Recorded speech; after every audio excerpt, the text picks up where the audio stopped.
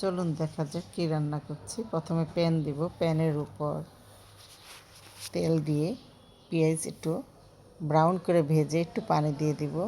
পানি দিয়ে একটু নেড়ে চেড়ে মিক্সড করে একদম হালকা মশলা দিয়ে এটা রান্না করব। প্রথমে দিয়ে দিলাম রসুন পেস্ট, একটু পেঁয়াজ পেস্ট দিব, একটু মরিচের গুঁড়া আর একটু হলুদের গুঁড়া দিয়ে আমি এটা নেড়ে চেড়ে মিক্সড করে আর সাথে একটু লবণ দিয়ে দেব স্বাদ মতো। দিয়ে এটাকে আমি একটু কষিয়ে নেব। কষানোর পরে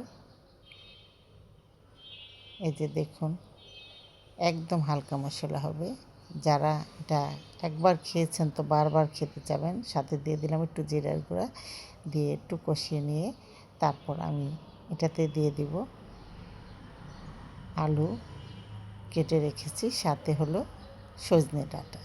সজনে ডাঁটার গুণ সম্পর্কে আপনাদের সবারই ধারণা আছে যে সজনে ডাঁটা শরীরের জন্য কতটা উপকারী। আর আমি এটা একটু অন্য রকমের করে রান্না করব। সাথে দিয়েছি বেগুন, সজনে, আলু, আরও কিছু উপকরণের সাথে অ্যাড করব। তো এগুলো একটু কষিয়ে নিয়ে আস্তে আস্তে করে নেড়ে চেড়ে মিক্সড করে নেব ডাঁটাটা হালকা হালকা সিদ্ধ হওয়া পর্যন্ত।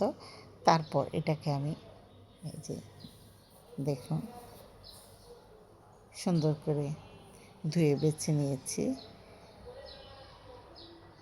এখন বলবেন যে সজনে ডাঁটা তো সবাই রান্না করতে পারে। সবাই রান্না করতে পারে, কিন্তু সবার রান্না এক রকমের হয় না। এটার টেস্টটা এবং রান্নাটা একটু অন্য রকমের, তাই আপনাদের সাথে শেয়ার করা। যদি ভিডিওটা ভালো লেগে থাকে একবার ট্রাই করবেন প্লিজ। আর আমি আস্তে আস্তে এটাকে কষিয়ে নিয়ে কিছুক্ষণের জন্য নেড়ে চেড়ে নেব।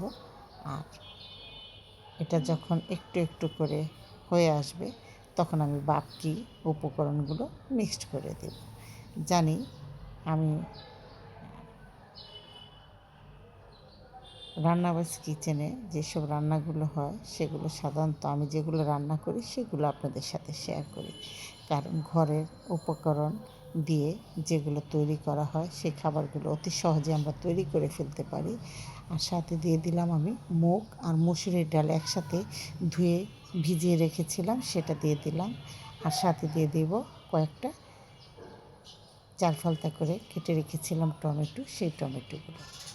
সজনে ডাঁটা, এই টমেটো, আলু, বেগুন, যেটাকে বলে পাঁচমিশালি সবজি, সব কিছু দিয়ে রান্না করলে খুবই ভালো লাগে। তারপর এটাকে আরেকটু কষিয়ে নিয়ে আমি ঝোল দিয়ে রেখে দেব কিছুক্ষণের জন্য। ঝোলটা এমন পরিমাণে দিব যে পরিমাণে আপনার ডাঁটা, আলু, সজনে ডাঁটা, আলু, টমেটো সব যেন সিদ্ধ হয়ে যায়। আর সিদ্ধ হওয়া পর্যন্ত অপেক্ষা করতে হবে। আর কিছুক্ষণ পর আমি আবারও ফিরে আসব, তখন দেখিয়ে দেব এটাকে আমি কি করব।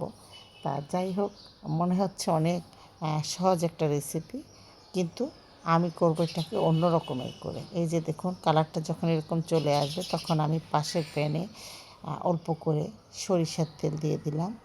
দিয়ে এখানে আমি দুটো শুকনো মরিচ দিয়ে দিব।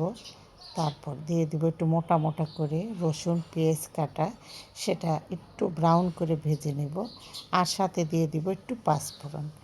তারপর এই পাঁচফোড়নটা দিয়ে এটাকে আমি ফোড়ন দেব। ফোড়ন দিলে খাবারের টেস্টটা একটু অন্য রকমের চলে আসবে, আপনারা লুকটা অনেক সুন্দর হয়ে যাবে। আর যেটা যার লুকটা বেশি সুন্দর তাকে খেতেও কিন্তু ভালো লাগে, তাই না? আমি কিন্তু একদম ঘরোয়া উপকরণ দিয়ে তৈরি করে দিচ্ছি।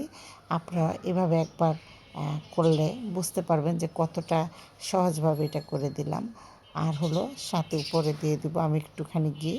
ঘি দিলে আপনার খাবারটা কিন্তু একদম সুস্বাদু এবং লোভনীয় হয়ে যাবে। গরম ভাতের সাথে খেতে সেই রকম টেস্ট, একবার খেলে বারবার খেতে যাবেন। এই যে দেখুন ফোড়ন দিয়ে দিলাম।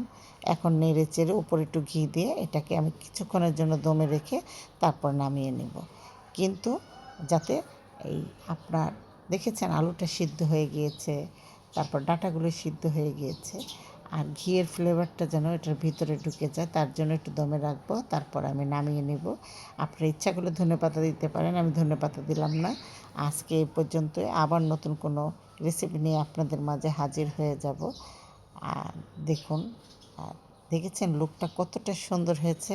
একদম হালকা মসলা এবং কম মসলা হয়ে গেল। আজকে এই পর্যন্ত। আল্লাহ হাফেজ। আসসালামু আলাইকুম।